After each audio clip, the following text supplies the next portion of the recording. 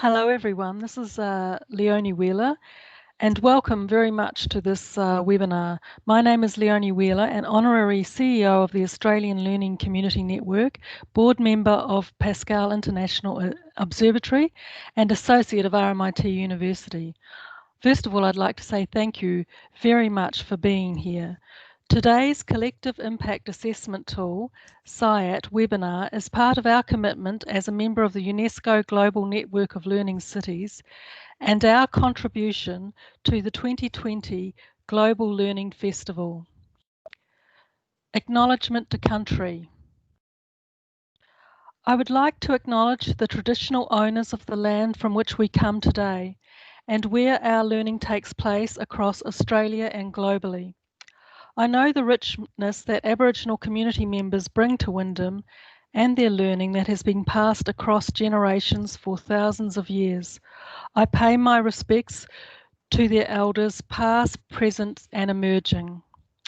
I'll start today with some housekeeping before we hear from our speakers. Today's webinar will be running for 1 hour. The webinar is recorded and shared with registered audience afterwards. The format of today's webinar will consist of a brief introduction from myself, followed by an introduction to CIAT, a video and an interview about its use in Wyndham, then a presentation on its broader use in other communities. Finally, a reflection and an opportunity to answer questions at the end. Please write any questions you have for our speakers in the chat to your right. If you have a question for a specific speaker, please note who it is for. Please ensure your mic is muted and your camera is off so that we can avoid any background interruptions. Please open your chat box and note in the messages. Thank you for joining us today, and we recognise that it's been a very challenging time for us all, and we appreciate your time in joining with us.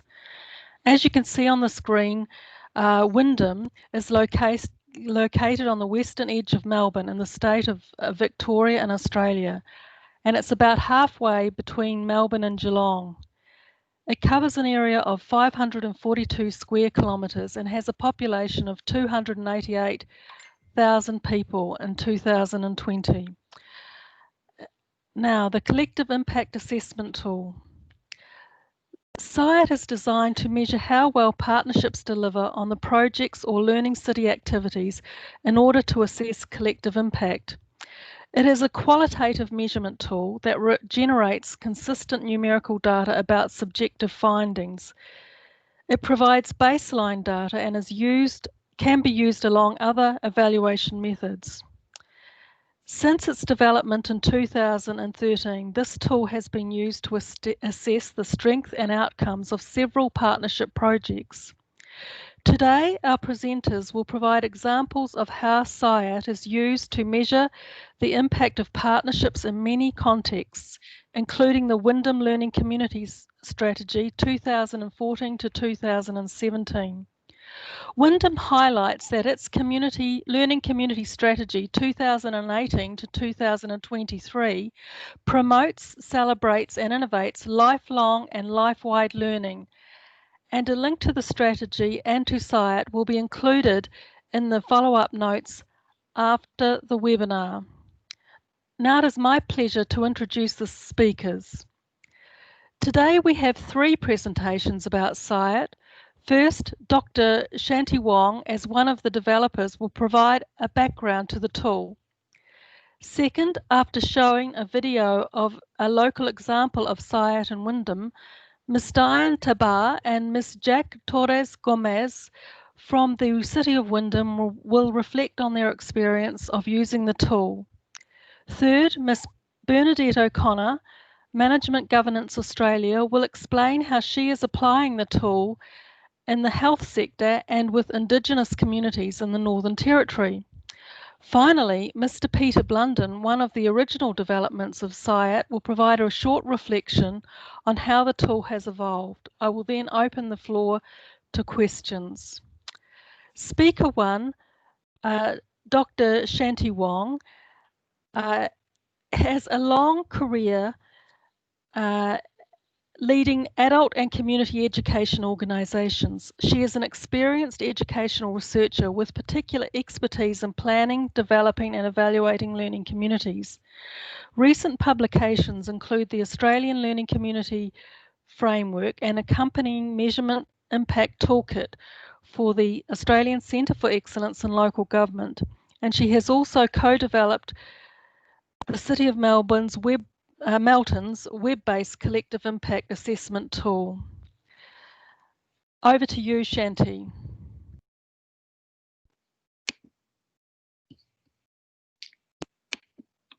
Hi everyone, and thank you, Leonie. I was one of the developers of the Collective Impact Assessment Tool, or CIAT, for the City of Melton's Community Learning Board, which wanted to better understand the strength of its partnerships and their impact. You will hear from my co-developer, Peter Blunden, a bit later. You should have the CIAT website details shortly, and I'll provide some advice on how to access the CIAT in my concluding comments. The formation of partnerships between organisations or community groups has long been seen as an effective means to solve problems and to address common social, economic, cultural or environmental issues. Partnerships are at their best when identified needs and actions to address those needs are similar or even better aligned between participating groups. Partnerships taking action to address an entrenched issue applied over time have an increased likelihood of achieving a collective impact. There have been a number of tools developed to measure the strength of partnerships. Melton's Community Learning Board commissioned the CIAT because it wanted to bridge the gap between tools which assessed partnership effectiveness and tools which assessed project outcomes. The difference with the CIAT is that it rates partner strength individually and collectively, as well as measuring the level to which a partnership meets agreed project outcomes. The CIAT is designed to integrate the measurement and evaluation of both outcome strength and partnership strength to provide an indicator of the collective impact made by the partnership, and then graph them, as shown on the collective impact assessment graph. So can we have that slide, please? So the overall strength of the partnership is shown on the X or horizontal axis, and how successful the partnership has been in achieving its agreed goals and strategies is shown on the Y or vertical axis.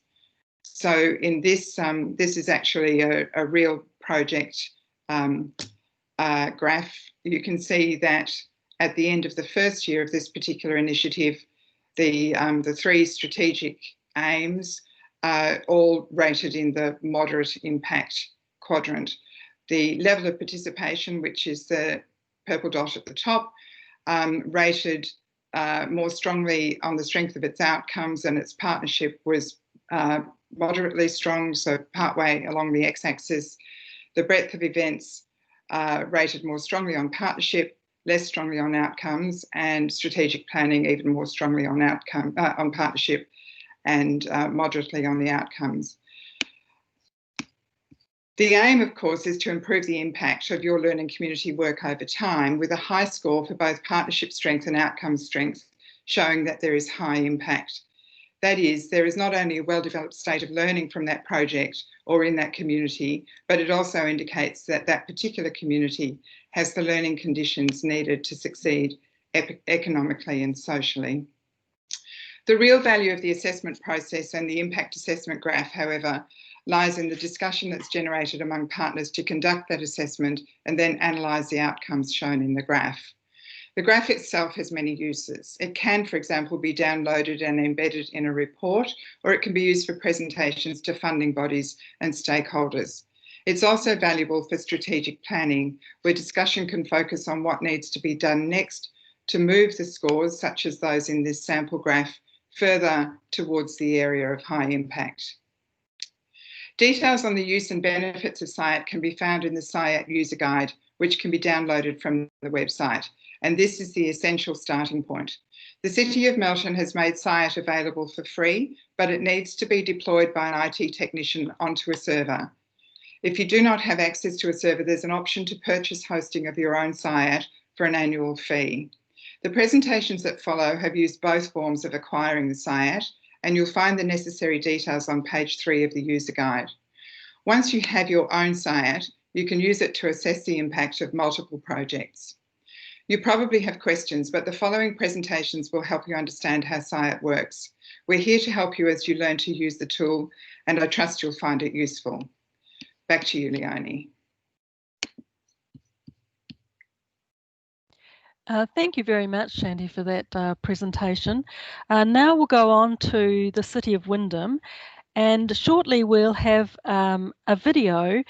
We're sharing the Wyndham journey and results, followed by Jack Torres Gomez will interview Diane Tabar about the application and impact of CIAT tool for projects within Wyndham Learning Community Strategy. First, I'll introduce our two speakers, and then we can get on with the full presentation.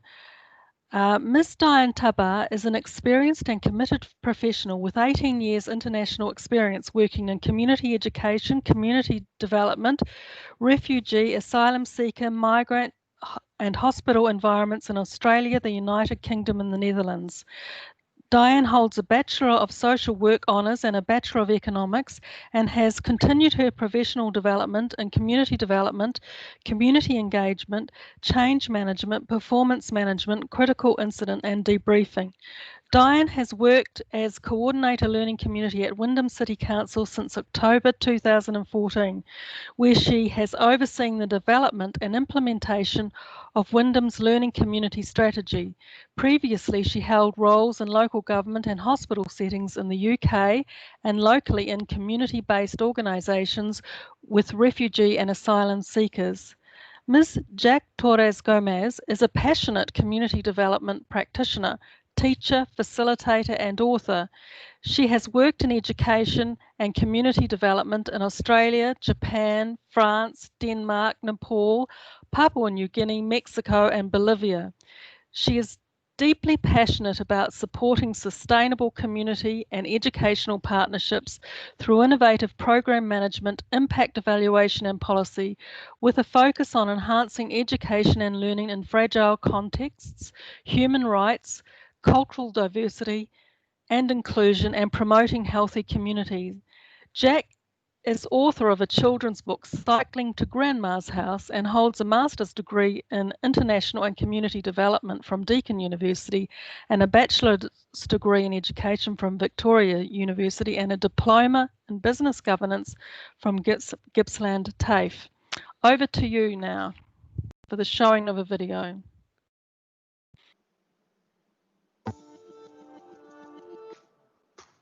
This presentation highlights our work in measuring our learning community partnerships using the collective impact assessment tool known as CIAT. The underlying premise of collective impact is that no single organisation can create large-scale, lasting social change alone. Our team have recently completed the first-year partnership evaluation of our learning community strategy using CIAT. Wyndham is located in southeastern Victoria. We are surrounded by coast city and country areas with broad diversity. We had numerous partners from within Wyndham City Council and externally, so measuring our collective impact and contribution had its challenges. Our actions ranged from events such as our Learning Festival, community-wide projects focusing on transition and equity, and globally as a member of the UNESCO Global Network of Learning Cities. We used CIAT to link our partnerships to our level of impact of our work across 2019. This software tool was first developed by neighbouring City of Melton's Community Learning Board by Peter Blunden, Dr. Shanti Wong and Ian Wong, with input from Dr. Leonie Wheeler. It has been adopted by other councils such as Wyndham City Council and organisations such as hospitals. Having chosen our assessment areas based on our objectives in our learning community strategy, we then completed a subjective assessment internally and with all partners. These areas change depending on the focus of your strategy or learning project. So what was our result?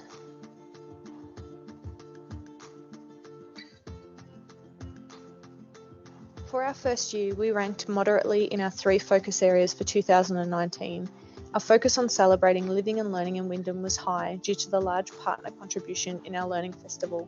The results give us potential to improve over time, with this data being representative from only 1 year.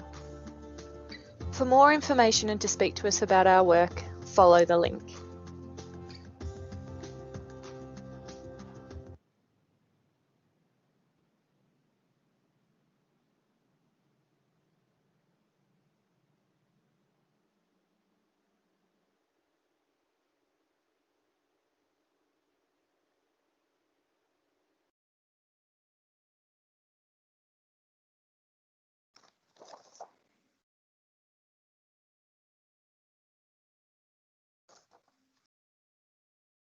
Hi everyone, lovely to see some friendly faces. Hi Diane.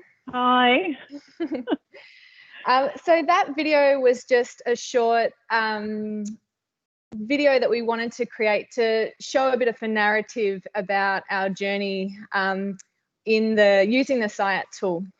And so now I have the absolute pleasure to interview and chat to Diane Tabar. So Diane, it's been such an interesting journey to work with you on the learning community strategy since I began in November.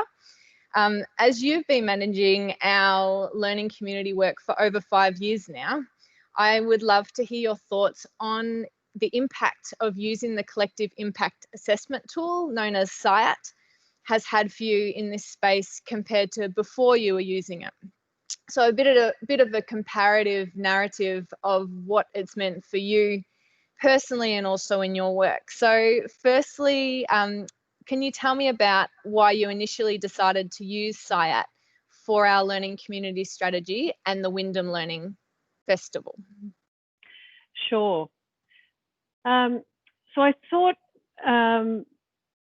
I think what I'll do is just give us a little bit of background first for those of you who aren't familiar with the work that we're doing here. The Wyndham Council developed its learning strategy, this latest strategy, through a wide consultation. So we did a range of consultations and gained the community's input as to what the learning priorities for Wyndham were for the next 5 years. So this current learning community strategy was adopted in 2019 and it takes us up to 2023.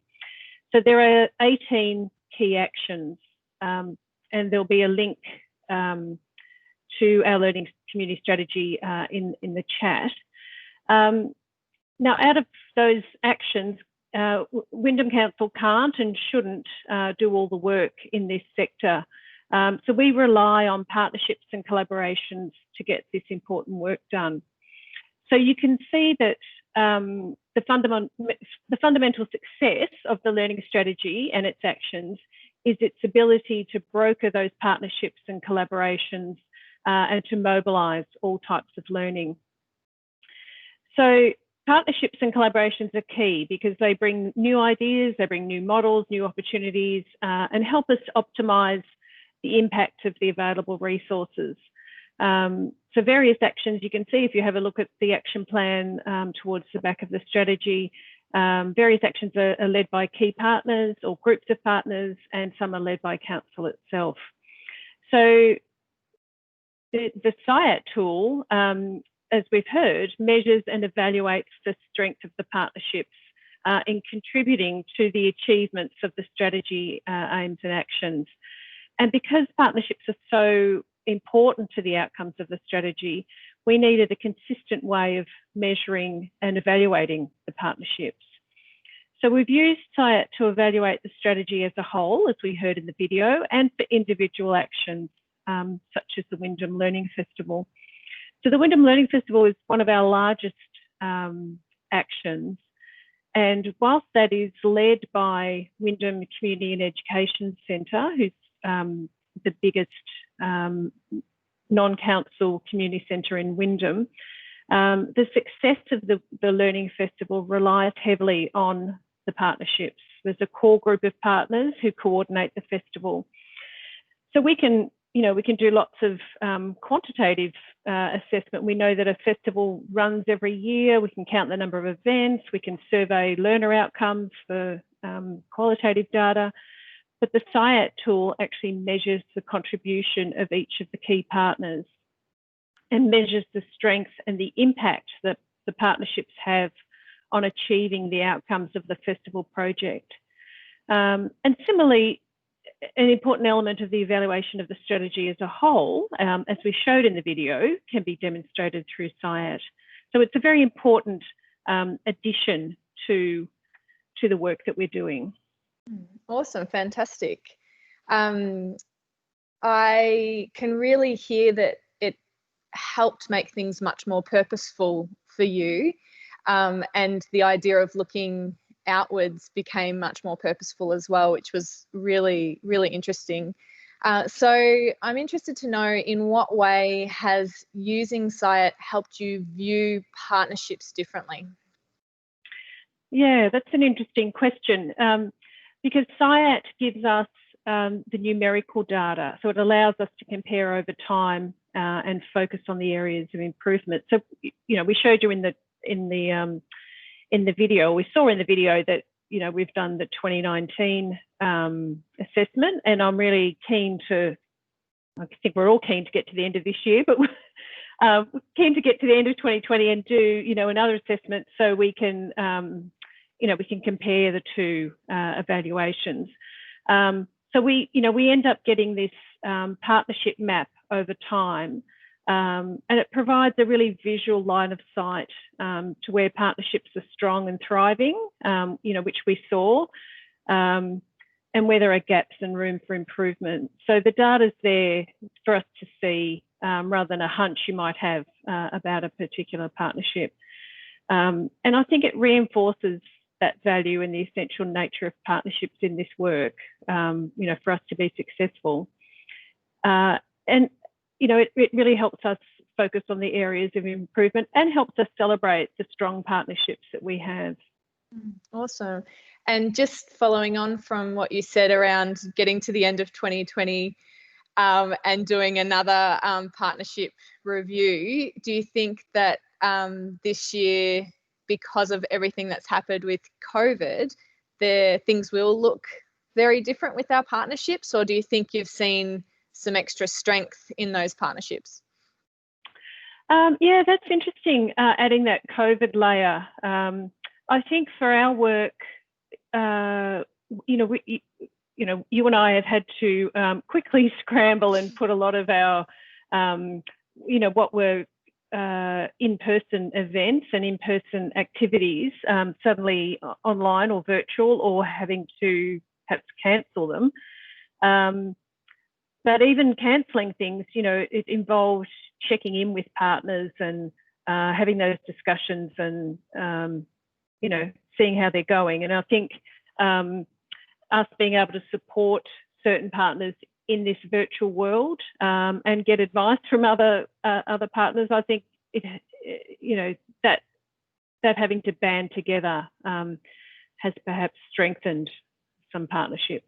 I think we'll see when we do the graph comparison, which is really exciting. Yeah.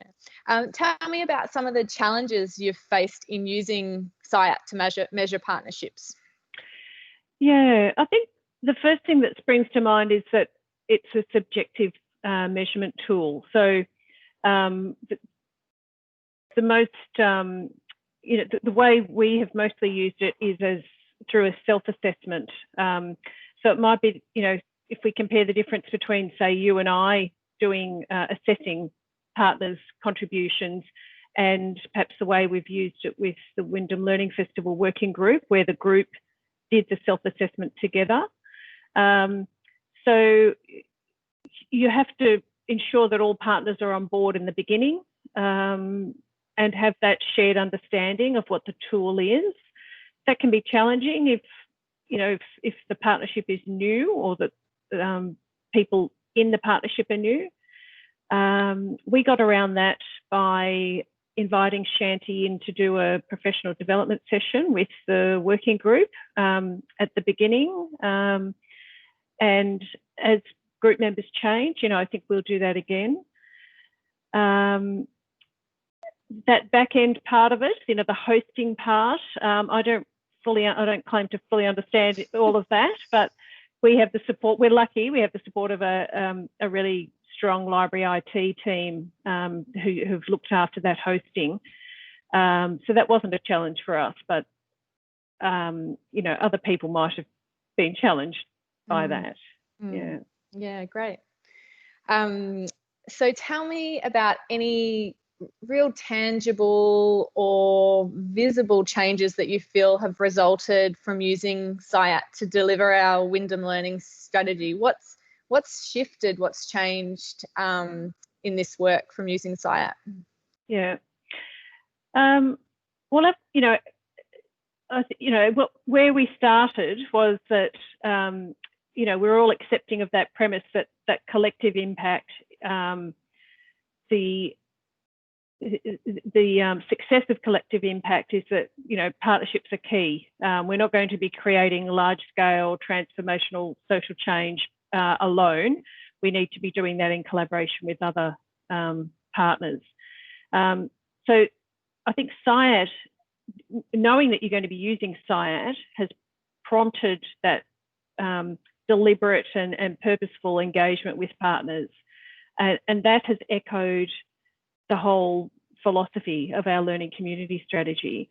So I think it's helped us think about partnerships in a more meaningful way and helped build stronger partnerships, because when you do that reflective process together, it gives you that opportunity to acknowledge each other and perhaps agree on areas to work on together, which perhaps, you know, it doesn't happen in other instances. It's also helped us identify areas where maybe an MOU or a more formal agreement is needed, which can be a challenge in itself. I think it has helped keep partners on board. I think it's added a legitimacy or robustness to our projects and to the evaluation of our projects.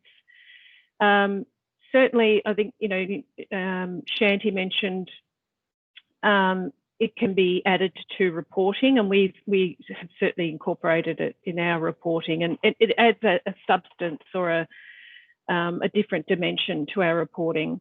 It certainly added a lot of substance to the evaluation of our previous learning strategy, which then has led us to develop our current strategy. So it's, you know, it's helped us on our own learning journey. Yeah, I love that. I love the idea that I can see that it's really helped us be a bit more accountable as well to these purposeful partnerships, and to be able to see where gaps lie as well. Since I started in November, we've certainly been able to see, wow, we are really missing a partner in this particular project or space, and what can we do about it? So CIAT's helped us with that. Yeah, so just a final sort of question to wrap up. So if someone who's here in the webinar today was interested in using CIAT for measuring their own partnership journey, whether it's as a learning city or in another area or industry, what advice would you give them? What golden gems would you share with them? Look, I think it's great that you're here listening. I think talk to as many people as you can. Read there's lots of information around. Read the user guide. Talk to others who've used it. You know, happy to talk to anyone that is thinking of incorporating it in their work. Certainly reach out to Shanti or Melton, and I think give it a go. It's not it's not a big investment, but yeah, it certainly shows results very quickly. Awesome. Well, thank you. It's nice to be asking the questions to you for once. And I just really want to highlight the value that our partners have added to our learning community strategy. I know some are in the webinar today, but it really makes Diane's and my job some of the best work I've ever done. It's absolutely beautiful work, and it's really strengthened because of the partnerships. So yeah, thank you. And thank you, Diane, and handing back to you, Leonie. Thanks, Jack. Thanks, Sharon. Yes, thank you, Diane and Jack. You are a dynamic duo, I call you. You're always there to support people, and your enthusiasm is absolutely marvellous. And I do agree with you that in a way, when I've used CIAT, the question tools and the questioning with your partners do provide for strategic conversations. Now, there was one question. I think we'll leave it till the end and go after questions, and we'll go on to Bernadette O'Connor, who is the founder of Management Governance Australia, which she formed in 2014. With the purpose of assisting business and community to navigate rapidly changing and volatile environments. Her experience includes over 20 years in leading organisations that specialise in adult education and vocational training, employment pathway services, including apprenticeships and disability services. She is a strong generalist with experience in designing and managing the delivery of local responses to the strategic needs of communities and business. In recent times, Bernadette has been working with Wyndham City Council on the development of their Learning Community Strategy 2018 to 2023 and the G21 Regional Alliance, an alliance of 5 local governments in Victoria on scoping of a learning strategy for the region.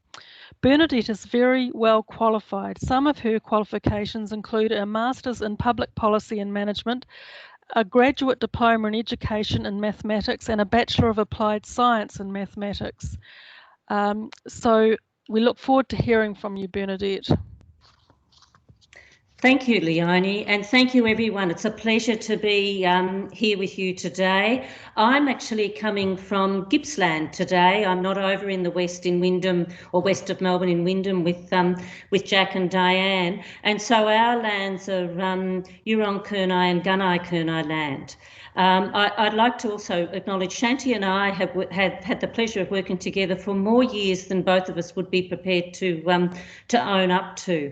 But over those years, we've certainly grappled with how we would go, the importance of partnerships to our work, and how we actually would be able to articulate the strength and the effectiveness of partnerships in developing community responses. And as Leonie said, I've had been an absolute pleasure working with Wyndham on their evaluation of the 2014 to 2017 learning strategy and the development of the 2018 to 2023 strategy.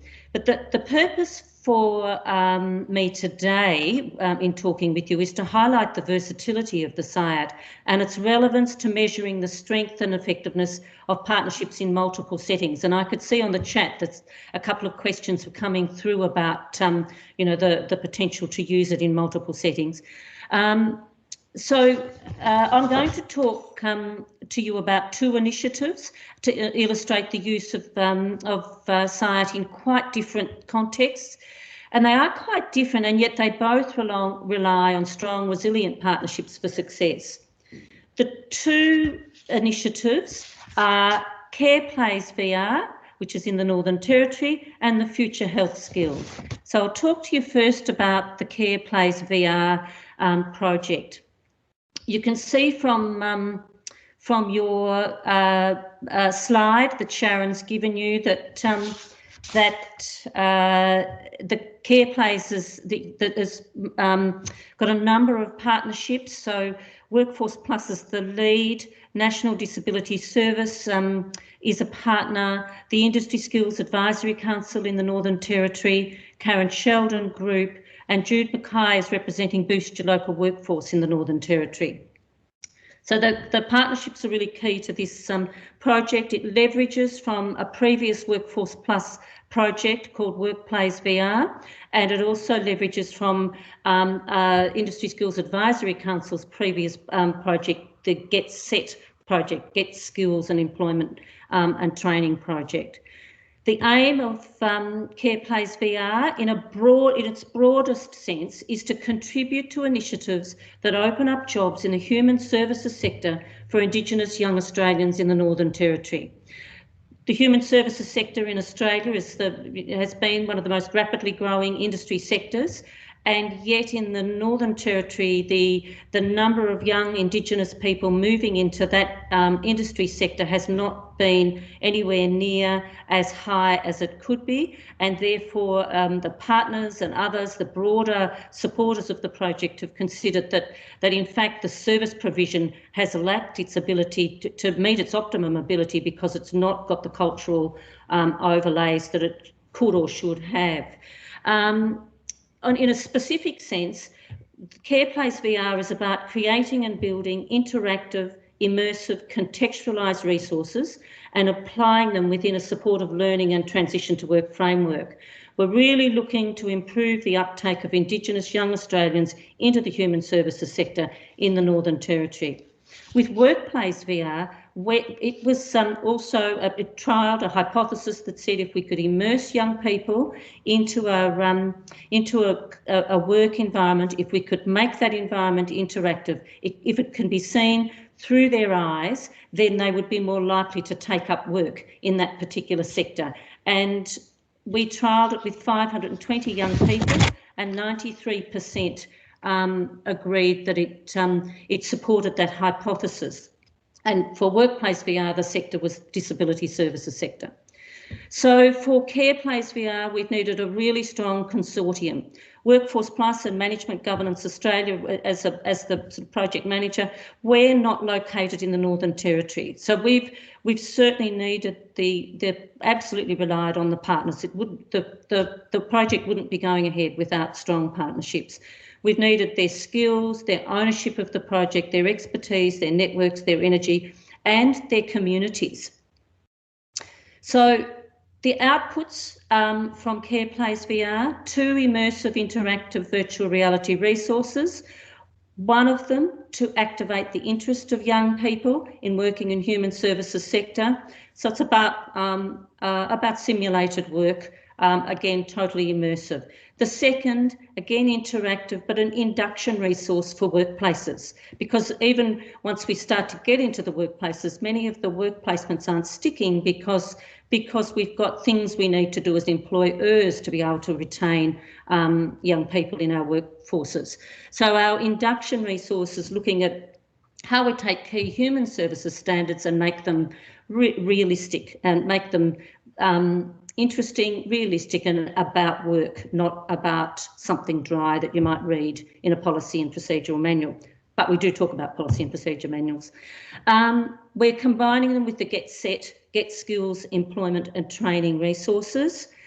The Get Set resources are really smart visual resources. They provide visual position descriptions, and they've been specifically designed, co-designed with Indigenous young people around that transition into work journey in the Northern Territory.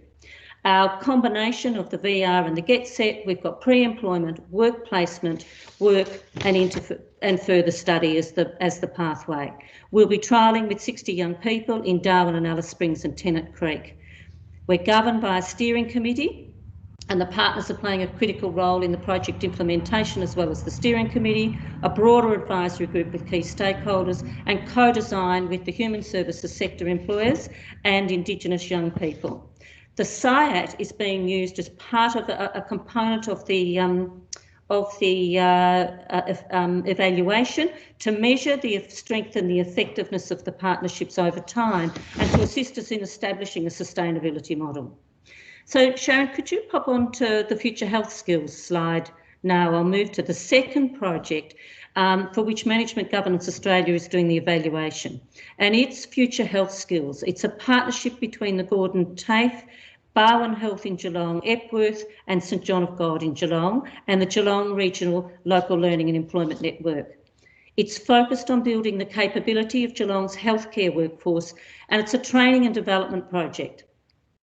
It's seeking to provide a scalable solution for the health sector in Geelong to effectively address its skill requirements and its upskilling requirements. So it's focused on existing workers and on new entrants to the workforce. We're looking to increase the supply of job-ready graduates, and we're looking to improve the operational efficiency and effectiveness of workforce training in health service organisations. The partnership aims to expand to other health services over time. So the response is the development of 25 micro-credentials that aim to specifically address skills needs of the health services, and those skills needs are focused primarily or in a majority around those problematic soft skills areas. And the project is focused not just in the clinical, it's also focused in the non-clinical areas in the health service organisations. As I said, where Management Governance Australia is undertaking the evaluation, and we're combining the site with a range of other evaluation methodologies so that we can really tease out the key success factors of the project. Sharon, we might just go to our next slide. Both of the projects have actually commenced pre-COVID and are being delivered across the COVID period. Now, given that both of them seek to use or are using new technologies to innovate in learning and transition, and both focus on the human services sector, it's been fairly problematic because, of course, the human services sector has been in the eye, literally, of the COVID storm response. So it really has been very interesting to look at how both projects have had to explore both full, partial and even minor pivots. In some way I feel a bit like a ballerina pivoting around at different times or exploring the pivots, the correct pivots to deliver on their intent. That level of flexibility and agility and commitment to the broader the goals of the projects, you know, has relied on strong partnerships and the integrity of those partnerships. So just to finish up, that last slide, I think Sharon talks about the real importance of the CIAT in providing insights into the elements of the partnerships that have enabled those successful pivots, and the elements that of the partnerships that will have guided the projects through the sort of stormy waters and enable them to really stay the course through this year in their establishment and next year as they as the funded parts of the project come to an end and we seek a strong sustainability model. So thank you, Leonie. Thank you, Bernadette. Now, we had a question that I think that you've answered, but I'll just read out the question, and I think Shanti's also had an attempt to answer it in the chat as well. Do you integrate the CIAT with any other stakeholder management tool? So I think in your presentation you said that you do.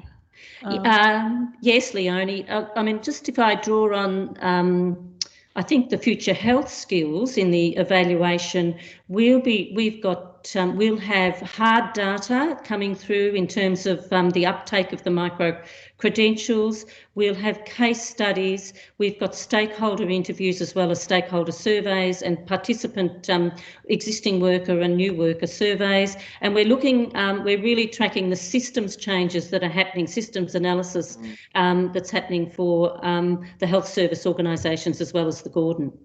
So in that instance, you've found the CIAT to be a useful tool to integrate with your other methodologies. Absolutely. When we looked at the project and we looked at, and similarly for CarePlace VR, when we looked at the available evaluation tools, the missing piece is being, and yet the critical piece, or one of the critical pieces is the partnerships, and the missing piece in the evaluation tools is the ability to measure the strength and effectiveness of those partnerships. Okay, thank you. And there was another, we'll have a couple of, we'll have Peter Blunden reflect now, and then there are a couple of other questions which we'll have time to answer as well. So Peter, could you go online? And I should say to you, Bernadette, thank you very much for a very impressive presentation and the work that you have done in showing us how the the different applications and where you're using CIAT. So now we'll go on to Peter. Peter, could you turn on your video and please, and microphone? Think on. Thank you. Now, Peter Blunden is an education consultant and he has 30 years experience as a teacher and principal in Victoria secondary schools, expertise in learning and development with local government and the not-for-profit sector. He assisted the City of Melton to become the first UNESCO Learning City and led the development of the Collective Impact Assessment tool designed to measure the progress and impact made by community and business partnerships. He has experience in organisational governance, held directorships and executive positions in a number of community board, sector boards and committee of management. And what I've really got him to do today is just spend a couple of minutes reflecting on what he's heard today, because he was one of the early developers when he was employed by the City of Melton. So over to you now, Peter. Thanks, Leonie, and thanks to Shanti and Diane and Jack and Bernadette for their insightful presentations. I think the starting point for me is, and I think it was implied in everybody's talk, is what's the purpose? What's the purpose of the partnerships? What's the purpose of making a difference? And that is improving the lives of people. And I think that's our starting point. And how do we improve people's lives? We form partnerships and then we try to make a collective impact on improving those lives. And then CIAT is then a way of evaluating and measuring the strength of the partnerships and how they make an impact. So it's basically designed as for individual organisations and community group contributions to a partnership. The overall strength of the partnership is being measured and how successful the partnership has been in achieving the goals. And I'll also take up the point that Bernadette made, that it's CIAT can be used in a variety of different contexts. It can be used wherever a partnership is formed to achieve something, whether that's in the public sector or the community sector. And I'd like to reflect a little bit, if I may, on the formation of partnerships. The best practice requires spending time at the formation stage of a partnership to negotiate the ground rules, identify each partner's role, their predicted level of engagement, and what contribution and resources can be made. And this goes a long way to strengthening relationships and sustaining the partnerships over time. And to achieve a collective impact, each partner must commit to make some level of contribution, no matter how large or how small. I mean, if there are two organisations that are funded or have funding to implement something like getting more young people employed, or whatever the purpose, then there is an argument for resource sharing and preventing duplication and having a more strategic approach to the utilisation of resources. To the young person themselves having a stake in what's being done to them. It's important for partnerships to acknowledge that all contributions to a project or outcome, no matter how large or small, are valued. It's useful to recognise that partner contribution may change over time, depending on an individual's circumstances and capacity. For example, budget changes in an organisation's strategic direction, time available, income, health, geography, all of those kinds of things. Where the outcomes sought by a project partnership coincide with the strategic objectives of a partner organisation that have budget and resources allocated to them, as I said before, there is an argument for resource sharing. And whatever the manner of agreements, economies of scale can be achieved and duplication of resources programs minimised. When I was in Melton and I was developing the tool, it was quite interesting.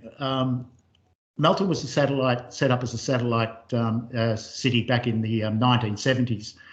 And there were very few services and resources available to the community. And so organisations the few organisations that were there came together to, out of necessity.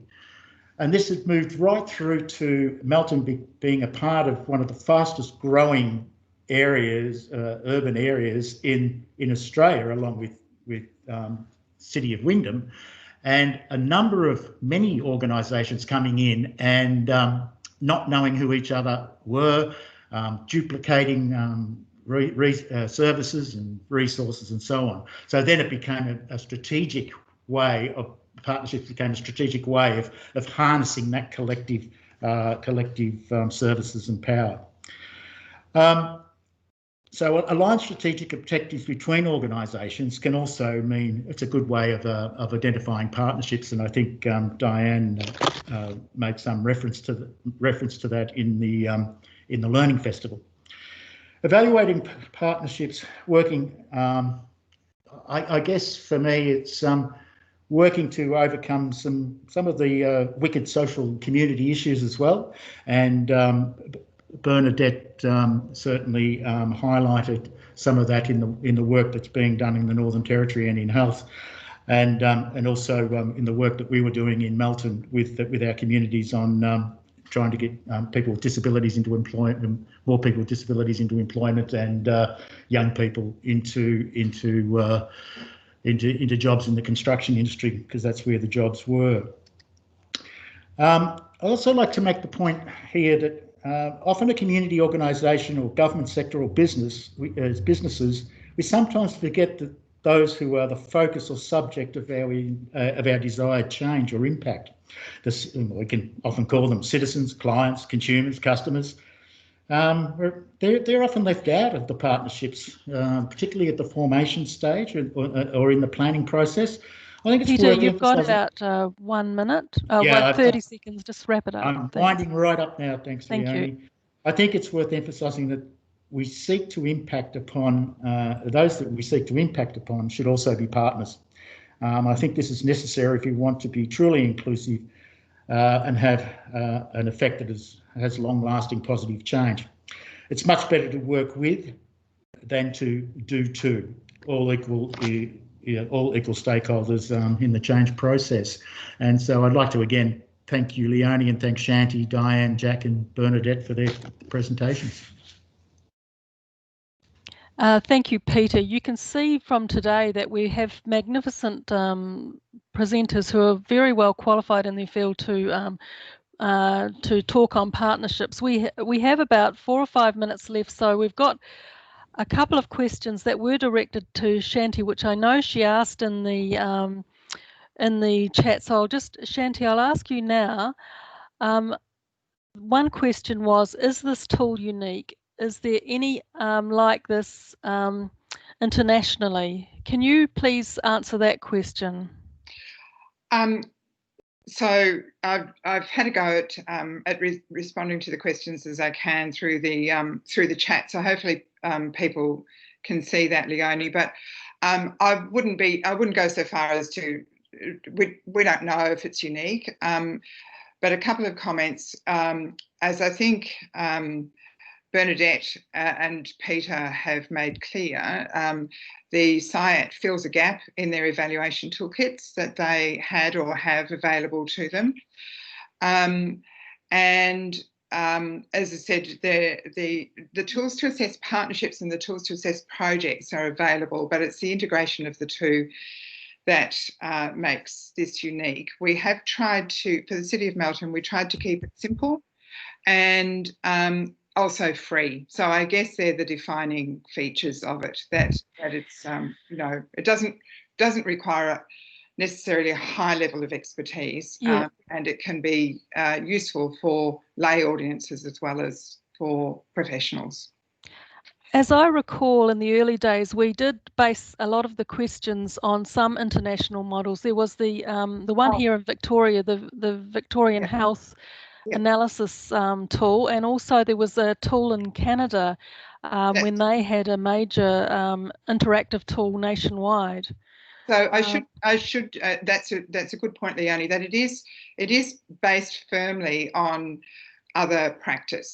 So the online tool itself is a construct of ours, but it is based on not only our experience, but the experience of others from all over the world.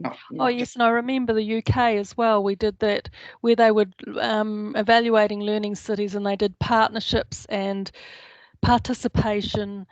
I think there were about 3 or 4 Ps, but I can look up those references later. The references are all in the user guide, in the background to the tool in the user guide. So it's a good chance to reiterate for people to download the user guide from the CIAT website, which they can do straight away. And the theoretical underpinnings are explained. Thank you. Yes, you've reminded me that those Canadian and UK and Australian examples of are in the back of the user guide. The other question was, are other organisations using this tool other than local government? I think we probably answered that as well, because Bernadette obviously demonstrated that she is using the tool and she's not local government, and she's using it in a wide variety of cases. And we know some schools are using it too. The schools are using it. As I said in my reply, we can't track who downloads it, so we don't know. But it certainly was designed for a kind of broad general use. Yeah. Shanti and Leonie, if I just say too, we didn't download it onto our own server. We took the hosting option, and I just want to say it's very cheap. Like that's a very doable option. Thanks, Bernadette. Oh, thank you, Bernadette. That's very useful. So I think that just about wraps it up. We've had our hour of conversation, and I would like to thank all our participants for being part of this, and also I'd like to thank our presenters. And if you have any further questions, as Jack has put there, you can contact the Wyndham team, or you can also contact Shanti and Bernadette and Peter via LinkedIn and myself. And thank you for your attendance today.